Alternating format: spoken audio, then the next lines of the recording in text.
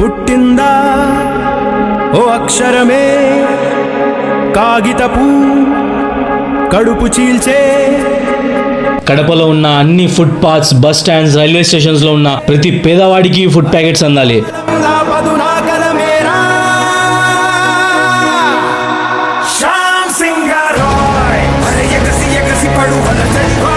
అంతేకాకుండా ఆకలి అని మీ దగ్గరకు వచ్చిన ప్రతి ఒక్కరికి ఇవ్వండి. ఆకలిగా ఉన్న వారికి అన్నం ఇవ్వడం మన బాధ్యత.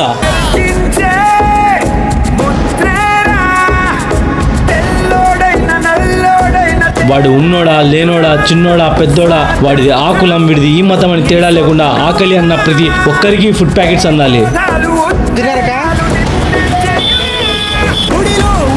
గడిలో ఉన్న స్త్రీ శక్తికి ఇంతటి కష్టాల